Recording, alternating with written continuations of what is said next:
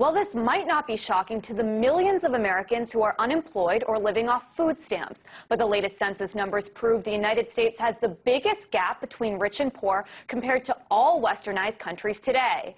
And while the official stats might not be breaking news to a lot of people, some might wonder if there is anything we can draw from these unsettling figures. Well, joining me to help discuss this is Fraad Wolff, economist from the New School from our New York studios. So, Max, we hear these statistics all the time, but help us understand the significance of this latest data. What does this really mean for Americans watching at home? Well, what it means for millions of Americans is if they're in the bottom 80 to 90% of people in the country, so 8 out of 10 or 9 out of 10, that they're feeling like they can't get ahead and that maybe times are tough for them, turns out to be true for the rest of the 80 to 90% of the country who've seen themselves working more hours, if they're fortunate enough to have a job, and taking home less money. And they're seeing a situation where they're increasingly living in a society that has a distribution of income that we would normally associate with a developing country, and a particularly unequal developing country, so that work isn't getting people ahead, owning a home certainly isn't getting people ahead, saving's very difficult, and if you're not already in the top 10% or so of the society, it's going to be very hard to get there, and the sort of social glue of historic American life, the social mobility and the ability to get ahead on work, is turning into an increasingly historically viable and presently incorrect fable of understanding, which has little or no bearing on the lives of people in the country, particularly younger people. And, Max, my personal first reaction when I saw this poll was, hey, isn't everyone suffering in this economy? But it almost seems like that isn't true. The rich are actually doing pretty well for themselves when you look at that percentage of the income that they actually have. I mean, how can that be? Well, part of the reason that the wealthy are doing pretty well, I mean, first of all, we should be careful here. The wealthy have been doing better than everybody else for the last 30 years.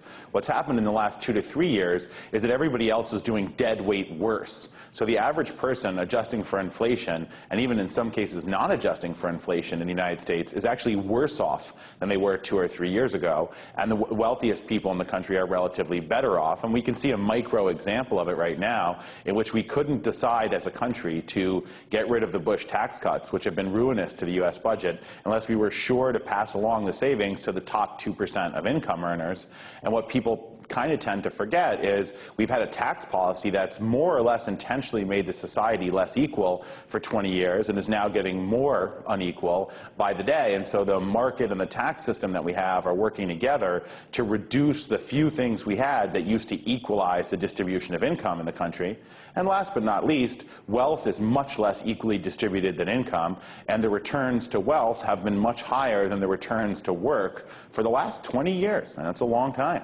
Yeah, I actually just got an email from one of our producers who was telling me about the income gap in New York City is actually bigger than in some places in India, which is a place that I just came back from and seems pretty unbelievable to me. And what do you think all of this says about the structure of our economic system here in the United States? I mean, looking beyond the numbers, is there something we can learn from all of this? Is the system we have now outdated, do you think? Well, there's two basic lessons, and I think that is the $64,000 question, if you will, here. One of them is that a large middle class and a big kind of pool of opportunity and generally shared prosperity was a delicate flower in the United States that took shape from the 30s to the 70s, and we've been trampling that flower and not fertilizing it for 30 years, and we're reaping what you get when you do that. We have an increasingly regressive tax system, which takes more money from middle class and lower income people in the form of lottery tickets and sales taxes and high cigarettes on alcohol and high cigarettes on cigarette taxes and other kinds of high taxation that hit the poor. We don't tax wealthy all that much in this country, and our real wages in the United States haven't gone up in 30 years. So if you're not already wealthy or in a few high-performing areas in the economy, it's been more and more work for less and less take-home pay for the last 25 to 30 years, and we're beginning to see the cumulative effect of that in the fabulous fortunes of the very rich and the swelling ranks over 14% of the very, very poor. And I would say that we have to mention the younger you are right now in America, the more likely you are to be poor. And so our future looks poor if we don't figure out a way to get off this track. Okay, so what's the answer then? I mean, should we be looking towards a different kind of model? I mean, some people argue that in this recession, more Americans are actually leaning toward socialism, despite all the Tea Party rallies that we see all the time on TV. I mean, what's your take? Are Americans interested in a different type of system, and could socialism be the answer? Well, I think a lot of people throw around the word socialism. I think there's often a lot of inattention to what it means. But I think what we do know that we need is a more progressive taxation system that taxes wealth from wealth-based income more highly than labor-based income, and we don't have that. We actually have the opposite of that. We need more social programs, and we need more public goods. We need a higher investment in public education. We need more of an investment in parks and public transit and things that everybody uses that creates equalization. And we need large corporations to pay a higher effective tax rate, and we need wealthy Americans to pay a lot more taxes than they're paying relatively to relieve the middle class, and also to relieve a budget deficit which is ballooning out of control here. Call that whatever you want. We unambiguously need that, unless we're okay with a society with some potentially serious social instability and rising inequality. And that's the decision we've made for 30 years, and that's how we got where we are today. So if we don't like this outcome, we have to change the process that brought us there.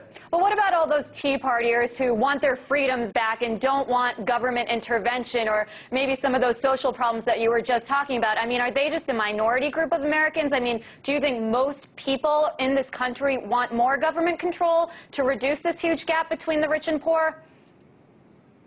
It's an excellent question. I think a lot of people in the Tea Party are angry for all the right reasons, but their suggestions about how to make things better are more likely to make things worse than actually better. So I think what they've decided is the federal government doesn't help people like me. Therefore, less federal government means someone like me is in better shape. So they're kind of throwing the baby out with the bathwater here. And what people have a tendency to forget is that only very wealthy people can privately buy the services that most of us rely on from the government.